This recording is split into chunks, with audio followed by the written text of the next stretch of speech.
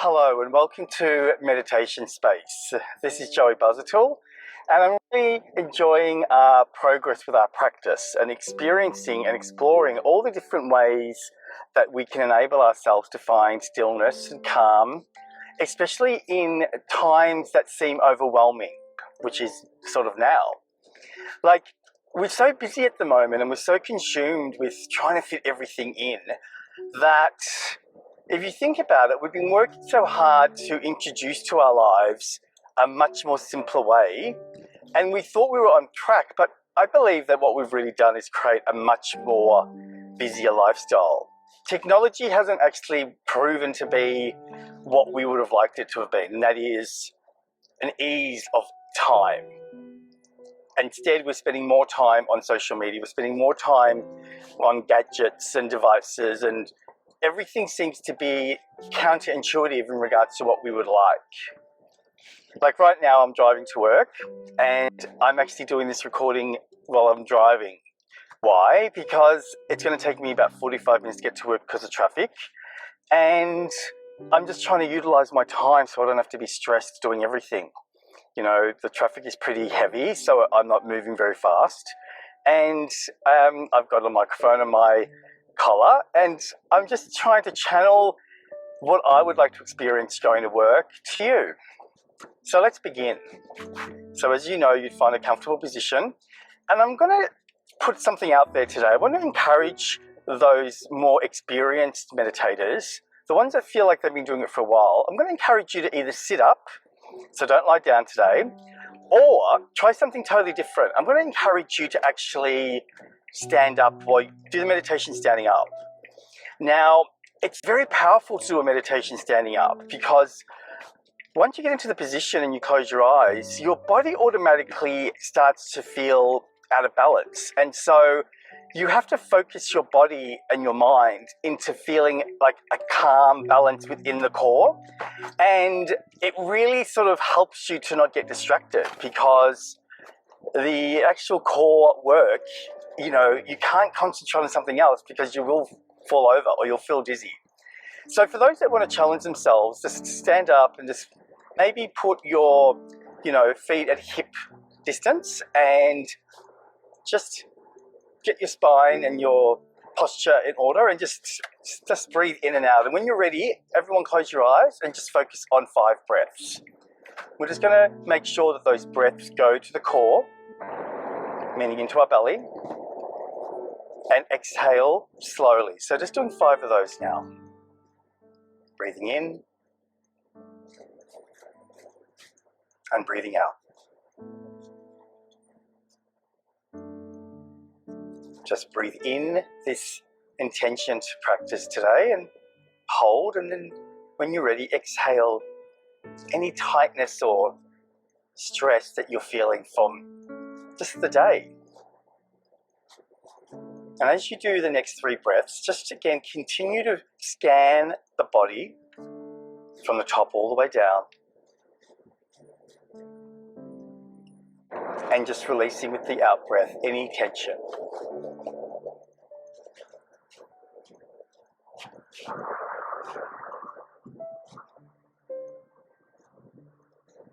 Just closing off the outside world. Any sounds that you may hear, any distractions that may be calling you to pay attention to, just drown them out. Really, we're asking you to bring all the attention just down back to your breath, allowing you to go inside yourself. At the moment, the world is filled with so much turmoil and pain. And I guess I just wanted to start today with just a little bit of gratitude. Just spend a moment just acknowledging to yourself how fortunate we are. Even though you may think there's something going on in your life that you don't like, I want you to really think about what other people in other countries are going through right now. And find that gratitude within yourself to acknowledge that your problems can be solved because you have a roof over your head, you have food that you can eat, you have support, and many of us have work and we have family, and that can sometimes be taken for granted. Remembering everything that we experience in our life is a perception. And everything that we choose to perceive has to be born via our values. So if we are disconnected from our values, we may make decisions that we believe is right for us, but those decisions are really being created and born through our ego. There's that desire within the ego, that part of us that wants something, and many of us, I'm included, we sometimes want those things now. So we have learned to become very impatient. We have learned to really push ourselves even further beyond what technology and society has made us do, but internally. I've noticed that in some of the clients I see in therapy, and there seems to be a frustration with their progress. It's like they want to arrive at the clinic and they want to leave cured. And in reality, we are continually working on ourselves every day. And every day we have the opportunity to be grateful for that day, for that moment. And we can reflect on yesterday and we can learn, not complain, not get absorbed, not become angry or use an emotion that doesn't serve us, but instead we focus on the lesson through gratitude. We tell ourselves how grateful we are that we got to experience that situation, regardless of the pain that it may be causing. Because everything that we experience is bringing a gift. It actually is done to us to teach us. And if many of you are experiencing repeat behaviors or repeat situations, all I ask you to do is, firstly, don't acknowledge that situation as like bad luck or a negative thing. It's not. All it is the fact that we are a mirror or a reflection of the external. So if you're sort of not learning and you're repeating this, similar behaviors and patterns and habits, then the universe, or really yourself, will be attracting that back. And so you may be thinking, oh my God, nothing's changing. I've still got in this problem. In reality, it's not about the external. It's not about whatever's being given to you. It's really about your perception to it. So, for example, if you were having relationship problems and you thought that you were on top of it, but you didn't actually do any action, you didn't do anything to help you learn, you just sort of like thought you knew, but you didn't do anything physically, then, in a few weeks' time or even less, that situation will start to resurface and you'll then start projecting or blaming the partner rather than looking at yourself. And I am going to put this down to gratitude. Like, we need to be grateful to ourselves for the opportunity for us to learn. It is only the ego that wants to blame. It's only the ego that wants to be defensive and have a fight and say to the other person, I'm perfect, it's you that's the problem. Now, in some situations, the other person, the partner, they may have some faults, but they're responsible for those faults. It's not our responsibility to tell that person what they've done wrong. It's not our responsibility to tell them how terrible they are. It's our responsibility to perceive what's going on and learn what in regards to what we want to do for ourselves. How should I behave? What should I do next? Why am I feeling this way? When we bring it back into ourselves, we are living in our values. When we go external, we are living in a story. And the story is never true. The story is only our interpretation of a situation that's being filtered by the ego.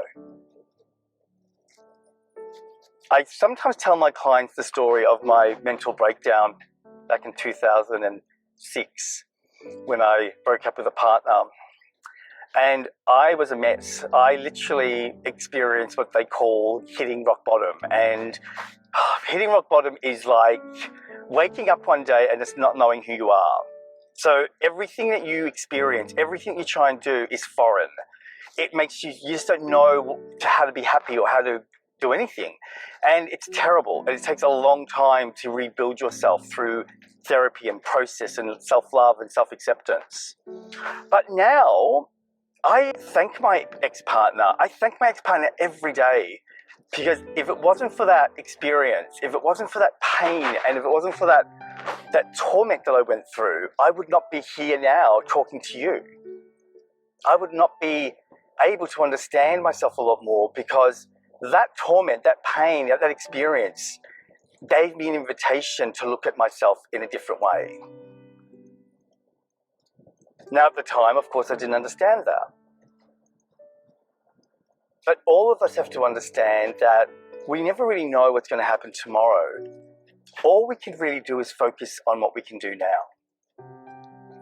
It doesn't really matter what's going on around you. It doesn't matter who's right or wrong. It doesn't matter what's experiencing, what is being yelled at you, what is being told, what the news and the TV is telling you. What matters is, what are you doing today?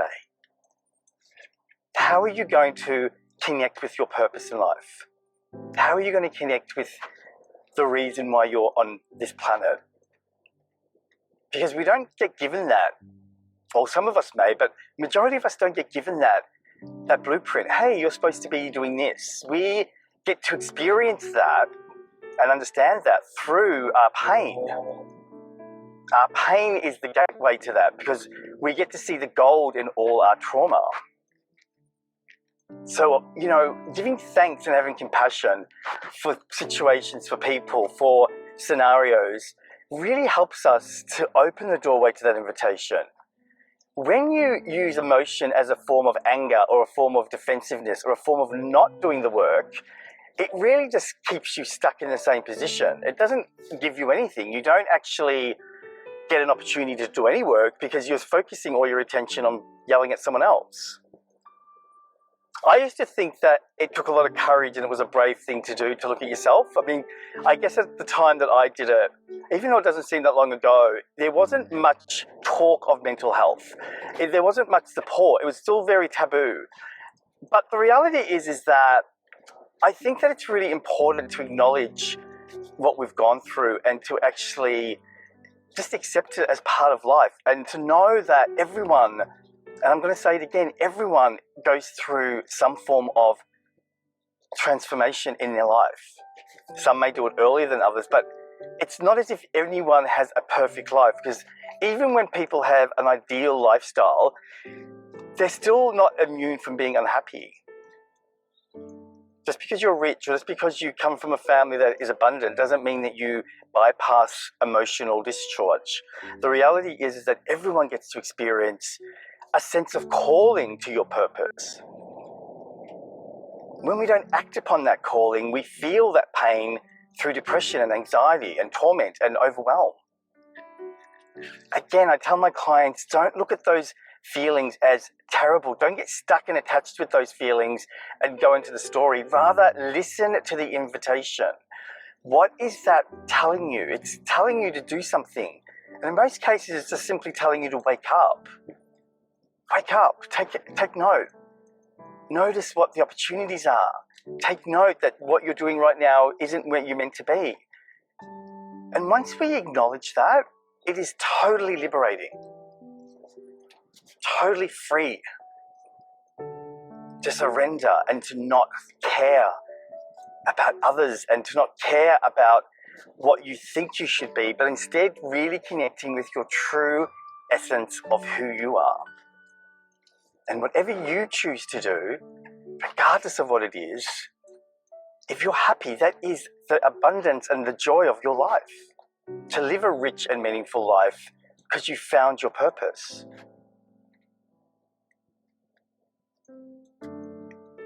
So I'm going to leave you here. I'm going to let you to sit in silence for a while and just ponder this simple meaning today of gratitude for your life experiences. I'm going to make you to spend some time understanding, are you living in your story and just reliving and rehashing the same old thing day in, day out? Or are you getting the lesson, the message, and doing something, taking action?